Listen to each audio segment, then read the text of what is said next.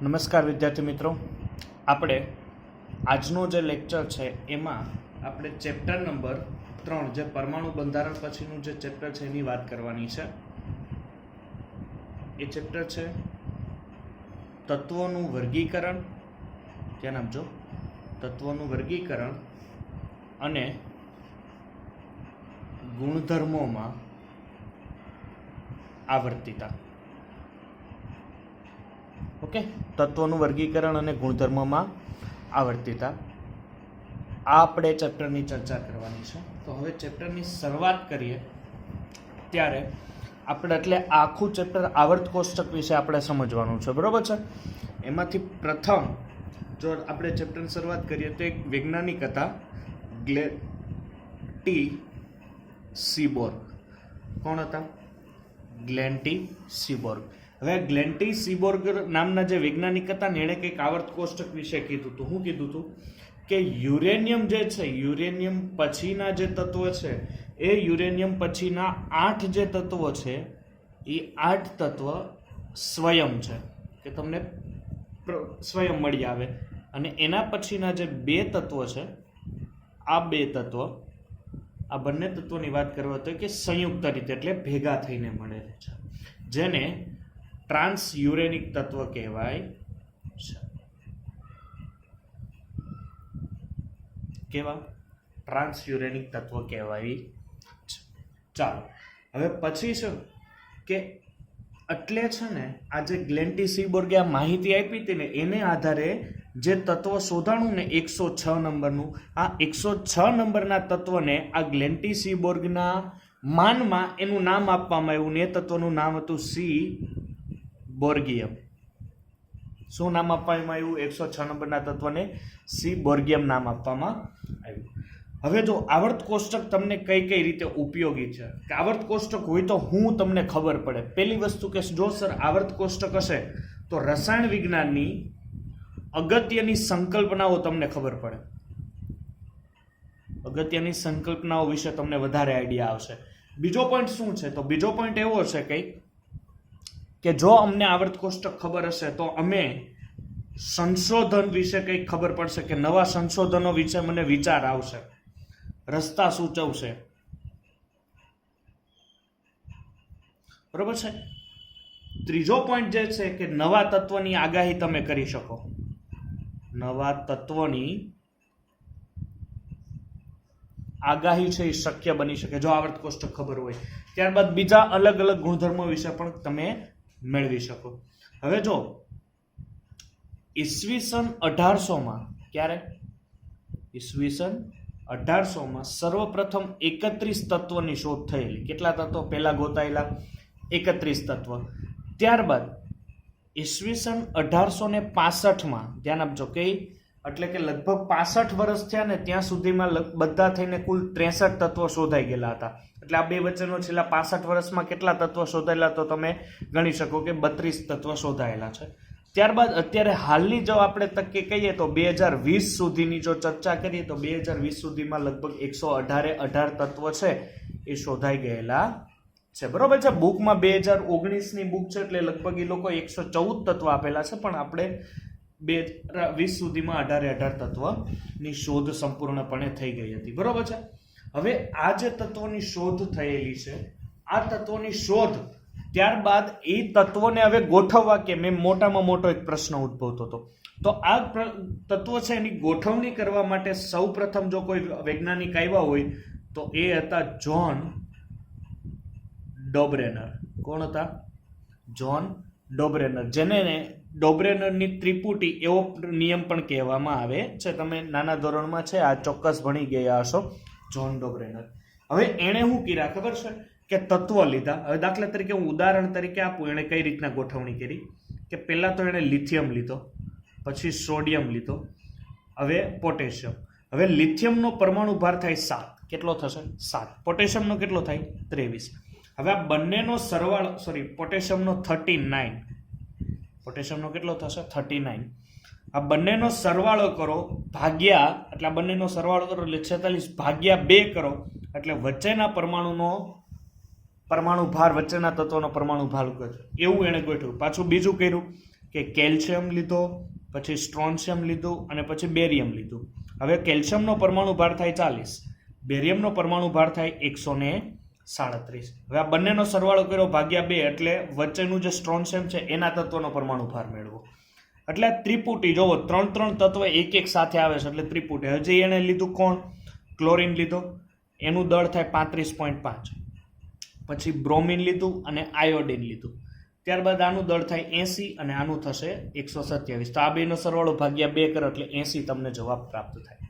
તો આવું ડોબ્રેનરે સમજાવ્યું. પણ ડોબ્રેનરની આ ત્રિપુટી અહીંથી આગળ વધી શકી નથી. પછી એણે 2 તત્વો વચ્ચેનો ભાગાકાર કર્યો તો એના દળ જેટલું એને દળ પ્રાપ્ત થતું નહીં. એટલે ડોબ્રેનરની ત્રિપુટી છે અહીંયા હું પડી એ ખોટી પડી એકદમ, કે હવે અહીંયાથી તત્વની ગોઠવણી થઈ શકે નહીં. પછી પાછા એક વૈજ્ઞાનિકે બીજો ઠેકડો માર્યો કે ભાઈ ચાલો હું બનાવી શકું, હું તત્વોને ગોઠવી શકું એક કોષ્ટકમાં. અને એ વૈજ્ઞાનિક હતા AEB દ, એટલે બહુ મોટું નામ છે, AEB દ કાર્ન કોર્ટોઇસ. બધું છે AEB દ કાર્ન કોર્ટોઇસ. એણે શું કર્યું? એક નળાકાર લીધો, ધ્યાન આપજો, એક આમ નળાકાર લીધો અને એ નળાકારમાં એણે ગોઠવવાનું કીધું કે ભાઈ હાઇડ્રોજન ગોઠવું, પછી હું હિલિયમ ગોઠવું, અહીંયા હાઇડ્રોજન, હિલિયમ, લિથિયમ, બેરિલિયમ, પછી બોરોન, એ રીતના ગોઠવવાનું એણે ચાલુ કર્યું. બરાબર છે. આ જો હું આને હું ખુલ્લો પાડું ને તો નળાકારને આ રીતના, ખબર આમ તમે પેપર હોય એને નળાકારની જેમ આમ વાળી લ્યો, બરાબર છે. તો અહીંયા એ રીતના એણે આ રીતના ગોઠવ્યું ભાઈ હાઇડ્રોજન, પછી લઈ લો હિલિયમ, લિથિયમ, બેરિલિયમ, બોરોન, બરાબર છે. અને પછી આમ ગોળ વાળો એટલે આ રીતના એને ગોઠવવાનું ચાલુ કર્યું. પછી આપણે લઈએ તો અહીંયા સોડિયમ, મેગ્નેશિયમ, સિલિકોન, બરાબર છે. આ રીતના એને ગોઠવવાની ચાલુ કરી. પણ આ AEB દ કાર્ન કોર્ટોઇસે પરમાણુ ભારના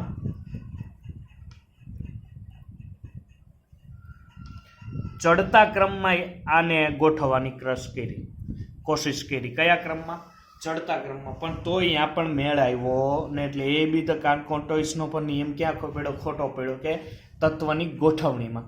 પછી એક વૈજ્ઞાનિક હતા જેણે આના ઉપર એક જોરદાર રીતે કામ કર્યું હોય, એ વૈજ્ઞાનિક હતા ન્યુલેન્ડ. ધ્યાન આપજો કયા કયા વૈજ્ઞાનિકે કયા કયા પ્રયાસ કર્યા છે એના ઉપર.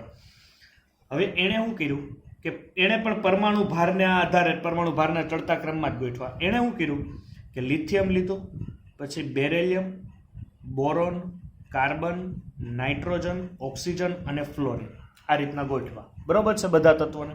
હવે શું છે કે અહીં એને સંગીતના 7 સૂર હોય ને એ રીતના ગોઠવા. કઈ રીતના સર સંગીતના 7 સૂર?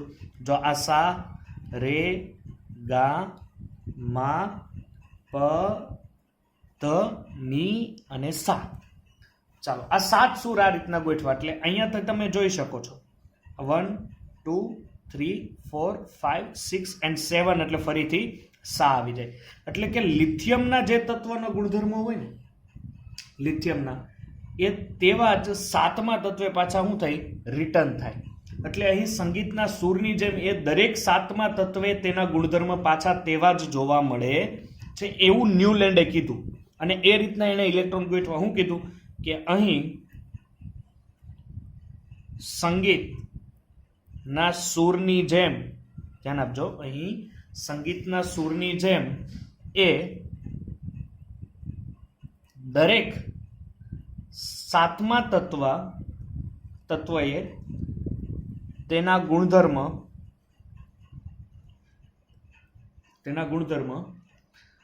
પાછા તેવા જ જોવા મળે છે. પાછા રિટર્ન એવા જ થાય કે અહીંયા લિથિયમના છે તો એવા પાછા ફ્લોરિનના હશે, એવું ન્યુલેન્ડે કીધું. બરોબર છે. પણ ન્યુલેન્ડની જે માહિતી હતી અને આ જે માહિતી આપી એના માટે ઈસવીસન 1800 ધ્યાન આપજો, ઈસવીસન 1887માં રોયલ સોસાયટી ઓફ લંડન, જ્યારે એ બહુ કેમેસ્ટ્રીની બહુ જાનીમાની સોસાયટી ગણાતી, રોયલ સોસાયટી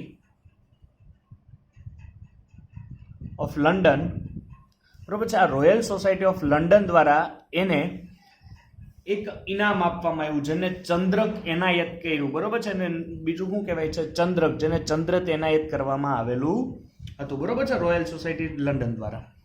ત્યારબાદ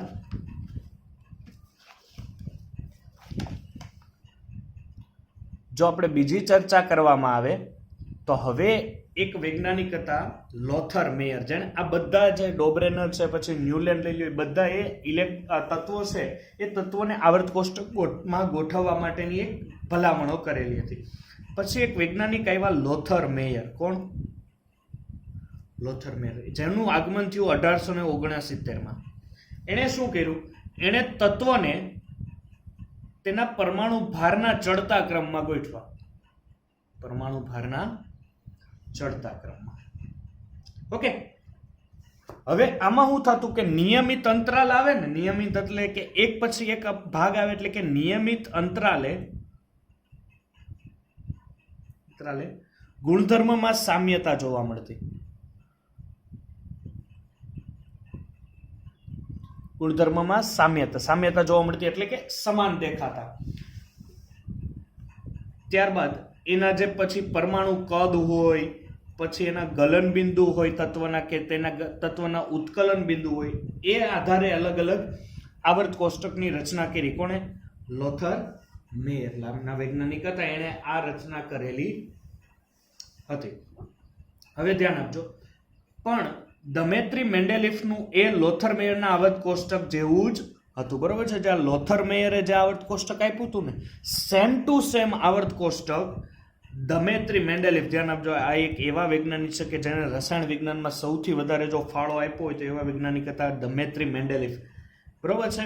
હવે આ દમેત્રી, મારા મત મુજબ Dmitri Mendeleev the Bhishma Pitamah of chemistry, બરોબર છે, જેને કેમેસ્ટ્રીના ભીષ્મ પિતામહ કહેવામાં આવે છે. અને દમેત્રી મેન્ડેલિફ 1869માં ત્યારે જ, જ્યારે લોથર મેયર હતા ત્યારે જ એક તત્વ શોધાયેલું હતું DZ, એટલે પરમાણુ ક્રમાંક એનો 1 છે, કે એને મેન્ડેલિફના યાદમાં એનું નામ આપવામાં આવ્યું. એ તત્વનું મેન્ડેલિવિયમ.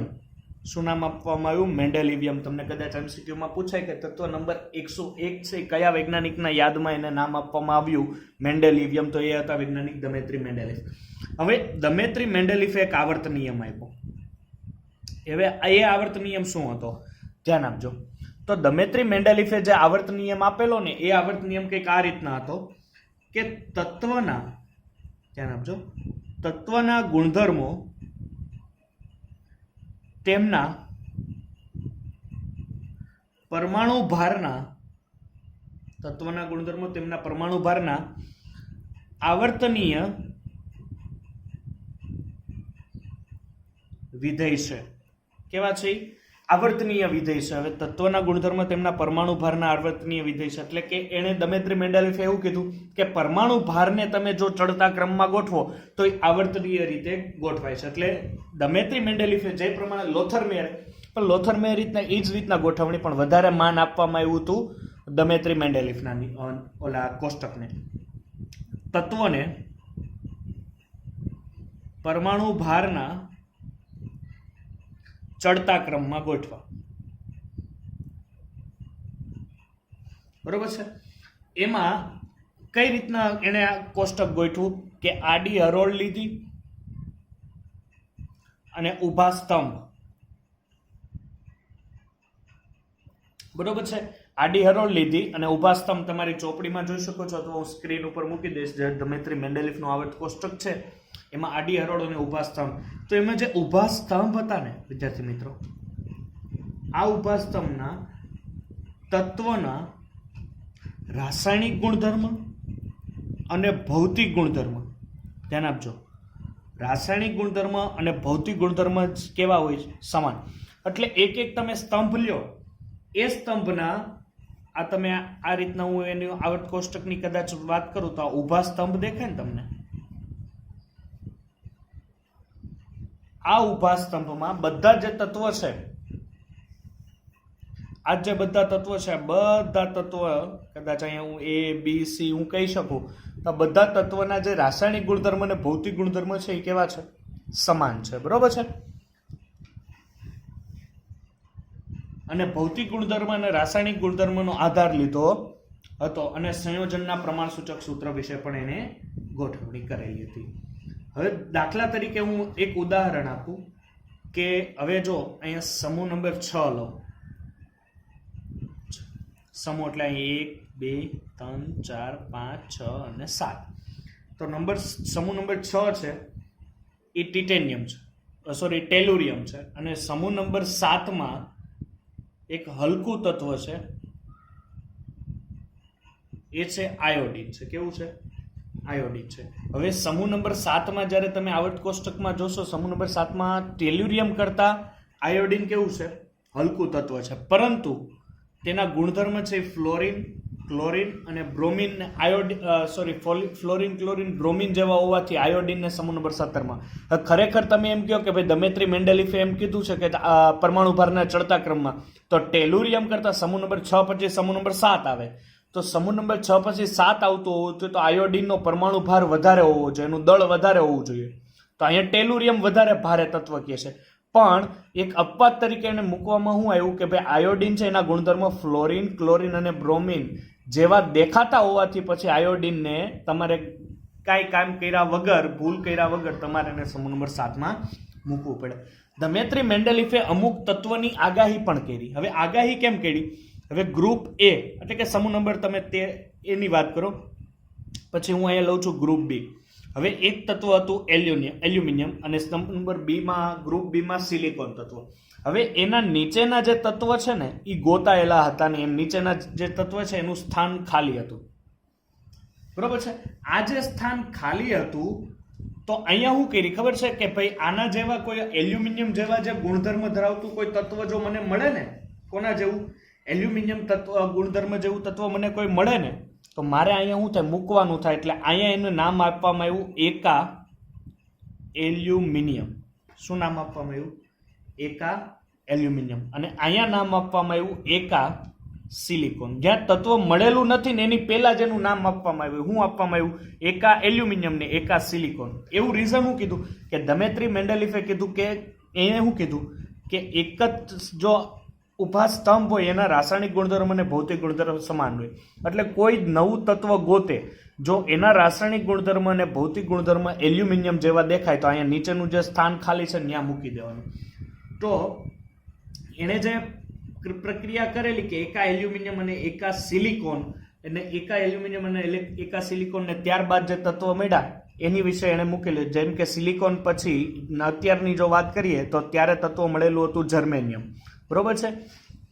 અને અહીંયા મળેલું હતું ગેલિયમ. બરોબર છે? એટલે ગેલિયમને એકા એલ્યુમિનિયમ અને જર્મેનિયમને એકા સિલિકોન પણ કહેવામાં આવે છે. બીકોઝ કારણ કે એલ્યુમિનિયમ પછીનું જે સ્થાન ખાલી હતું એને એકા એલ્યુમિનિયમ. અને સંસ્કૃતના જો શબ્દમાં વાત કરીએ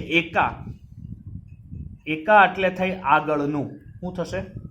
આગળનું, એના પછીનું. એવા એણે આવી માહિતી તમને આપેલી હતી. બરોબર છે? હવે આ લોથરમેર અને દમેત્રી મેન્ડેલિફે જે માહિતી આપી હતી લગભગ કેવી હતી? એકબીજાને સમાન જેવી જ હતી. પછી કોઈ જો વૈજ્ઞાનિક આવેલા હોય કે જેણે આના વિશે વધારે માહિતી આપેલી હોય અને આધુનિક આવર્ત કોષ્ટક એટલે કે અત્યારે તમે જે આવર્ત કોષ્ટકની જે ચર્ચા કરો છો, જે આવર્ત કોષ્ટક તમને અત્યારે દેખાય છે એને આધુનિક આવર્ત કોષ્ટક કહેવાય છે. એ આધુનિક આવર્ત કોષ્ટકના જો કોઈ રચયિતા હોય તો ઈસવીસન 1930 એટલે કે 1913માં હેનરી મોસ્લે નામના એક વૈજ્ઞાનિક હતા. કોણ? હેનરી મોસ્લે નામના વૈજ્ઞાનિકે આધુનિક આવર્ત કોષ્ટકની શોધ કરેલી. એણે શું કર્યું કે ક્ષ-કિરણ વર્ણપટ લીધા. શું લીધું? ક્ષ-કિરણ વર્ણપટ લીધા અને લાક્ષણિકતાને આધારે એમાં નિયમિતતા જોવા મળે. હવે કઈ રીતના સાહેબ એને પ્રક્રિયા કરેલી હશે? તો એણે એક ગ્રાફ દોર્યો. જે તત્વ છે એના ઉપરથી ક્ષ-કિરણ વર્ણપટને આપાત કર્યા બધા તત્વોને. તો એણે ગ્રાફ દીધા. √V આવૃત્તિને જેને તમે છો એક પરમાણુ ક્રમાંક વિરુદ્ધ દોર્યો અને √V અને એક પરમાણુ ભાર વિરુદ્ધ દોર્યો. એકવાર પરમાણુ ભાર લીધા અને એકવાર પરમાણુ ક્રમાંક લીધો. તો પરમાણુ ક્રમાંક લીધો ને તો એનો જે ગ્રાફ છે એ સીધી રેખામાં આવ્યો. આ રીતના ક્રમાંક હતો ત્યારે અહીં લખું છું પરમાણુ ક્રમાંક, અને પરમાણુ ભાર હોય તો એને એ વડે દર્શાવે ક્રમાંક. જ્યારે આ લીધો ને ત્યાં આ સીધી લીટીમાં આવતો નહોતો, ગ્રાફ થોડોક આડો અવળો હતો. એટલે હું અહીં એમ કહી શકું અનિયમિત રેખા. બરોબર છે? અનિયમિત રેખા. જ્યારે અહીંયા સીધી એકદમ રેખા મળી. તો હેનરી મોસ્લેના નિયમ પ્રમાણે કે જ્યારે ક્ષકિરણ વર્ણપટનું ગ્રાફ દોરું છું, જ્યારે આ પ્રક્રિયા કરું છું ને, ત્યારે મળતો મને ગ્રાફ સીધી રેખામાં, એટલે એમાં કોઈ અડચણ નથી આવતી જ્યારે હું તત્વોને પરમાણુ ક્રમાંકમાં ગોઠવું. જો હું પરમાણુ ભારમાં ગોઠવું છું ને તો મને ક્યાંક ક્યાંક એના ગુણધર્મ ફેરબદલી દેખાય છે અને તત્વોને અલગ અલગ મૂકવા પડે છે. તો આવું ન થાય એના માટે પછી હેનરી મોસ્લે એક નવો નિયમ આપ્યો અને એક નવો નિયમ અને સુધારો કર્યો કે જે દમેત્રી મેન્ડેલીફે પરમાણુ ભારને આધારે તત્વની ગોઠવણી કરી હતી ને, હવે એણે શું નિયમ આપ્યો કે હવે એણે નિયમ આપ્યો કે હવે હું પરમાણુ ક્રમાંકને આધારે ગોઠવણી કરીશ. ને પરમાણુ ક્રમાંકને આધારે ગોઠવણી કરે અને નિયમ આપ્યો કે તત્વના ભૌતિક અને રાસાયણિક ગુણધર્મ, ધ્યાન આપજો, તત્વના ભૌતિક અને રાસાયણિક ગુણધર્મ તેમના પરમાણુ ક્રમાંકના આવર્તનીય વિધેય છે.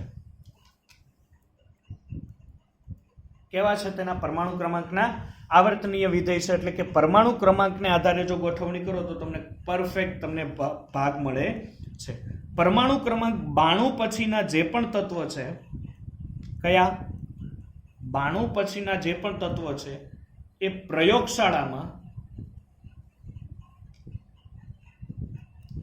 કૃત્રિમ રીતે અથવા સંશ્લેષિત રીતે બનાવવામાં આવેલા છે.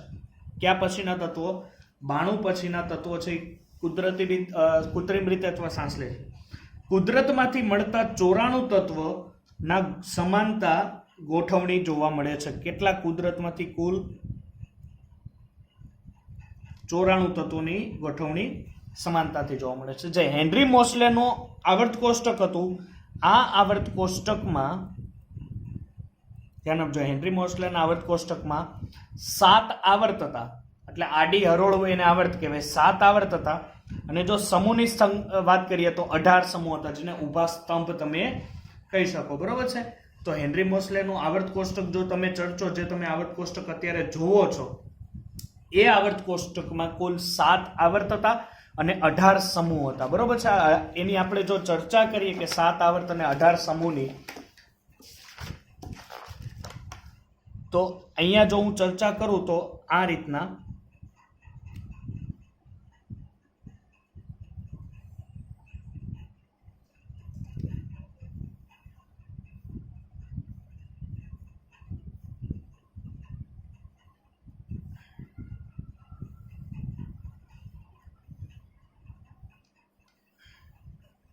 આ રીતનું એનું એક આવર્ત કોષ્ટક હતું.